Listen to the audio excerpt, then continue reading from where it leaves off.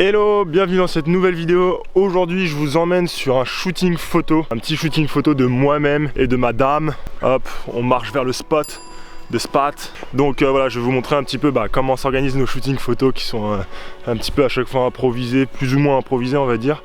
Aujourd'hui on a pris le dog, donc on va faire des photos avec le chien. On a pris Drake du coup, notre gros chien. Et puis Madame Timal va me prendre en photo et je vais la prendre en photo. Et du coup voilà, je vais vous montrer un petit peu les coulisses de tout ça.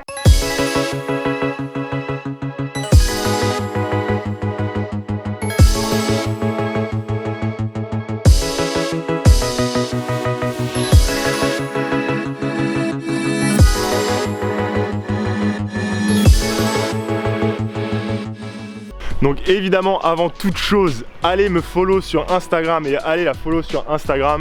Donc moi c'est simplement Cornélie Peter et elle c'est Estelle Chalopin. Allez nous follow sur Instagram, vous pourrez voir un petit peu les photos qu'on fait, vous pourrez lâcher vos petits commentaires, liker, etc. Et vous pouvez aussi me suivre dans les stories, savoir quand je poste mes vidéos, etc. Parce que voilà, je vous informe de tout ça sur ces stories Instagram tout simplement. Donc allez me follow sur Instagram, elle et moi. Mon truc ça fait un... Ah bah j'étais enceinte. T'étais enceinte? T'es en train de me filmer là? Non. C'était un secret, fallait pas le dire. Non si, il y en avait bien. Du coup là on essaye simplement de faire des photos avec le chien. Pas toujours facile parce que bon, là il est encore assez tranquille parce que du coup il est couché comme une grosse masse. Mais du coup voilà, on essaie de faire des photos assez naturelles avec le chien, pas des photos trop posées. Ça c'est une technique, si vous voulez prendre des photos, faites pas des photos vraiment où vous posez comme ça là, parce que voilà, c'est pas naturel. Et si vous regardez mes photos, en général j'essaie d'être assez naturel pour pas que ça paraisse des photos tout simplement qui sont posées à chaque fois. Donc ça c'est le premier petit tips, c'est ça. Faites des poses naturelles, faites même pas des poses, n'hésitez pas à marcher, voilà, être en mouvement pour pas que ce soit quelque chose qui soit trop arrêté et que ce soit plus naturel encore une fois.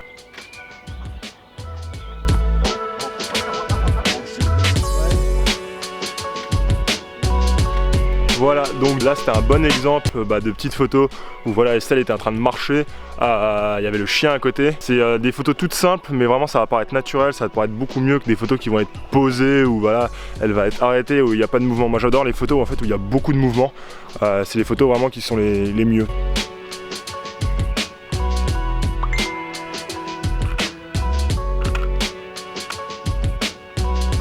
Du coup le deuxième tips que je peux donner, la deuxième petite clé que je peux donner, c'est de absolument prendre des photos quand c'est soit le lever du jour, donc le lever du soleil, soit le coucher du soleil. Pourquoi ça? Donc déjà d'une pour les couleurs, parce que forcément ça fait des couleurs un peu orangées qu'on adore tous, mais aussi parce qu'on n'a pas des grosses ombres sur le visage, comme quand il y a le soleil qui est haut, en fait vous allez avoir des grosses ombres sur le visage qui vont pas être très belles, vous allez avoir des ombres partout, enfin voilà, ça va vraiment pas être beau. Alors que là si vous regardez autour de moi, donc bon là le soleil il est presque déjà couché, mais il est encore un peu là-haut, voilà, par terre il n'y a pas d'ombre sur mon visage, là vous voyez il n'y a pas d'ombre quand je filme, etc.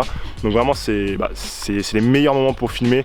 C'est donc à peu près 1 à 2 heures avant le coucher du soleil et 1 à 2 heures après. Pareil du coup pour le lever du jour, 1 heure avant le lever du jour et à peu près 2 heures après le lever du jour. Là vous allez avoir des photos magnifiques. Ensuite n'hésitez pas du coup à utiliser tout ce que vous avez autour de vous vraiment pour vous asseoir, pour vous marcher, encore une fois faire des poses qui sont le plus en action entre guillemets possible. Voilà, par exemple moi là j'ai un petit muret, je vais m'asseoir dessus, je vais avoir le chien qui va être assis devant et je pense que ça va sortir de belles photos, voilà. Mais utilisez tout ce que vous avez autour de vous pour faire des photos et pas juste être là debout au milieu de la pièce ou debout au milieu d'un parking sans rien. Ça va faire bizarre, ça va pas être très beau.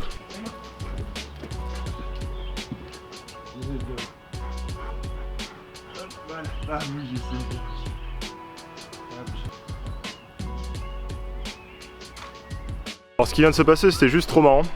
Il y avait Timal qui était en train de me prendre en photo, couché par terre, me demandez pas pourquoi. Sauf que le chien il s'est foutu devant et genre il s'est couché devant. Pas drôle.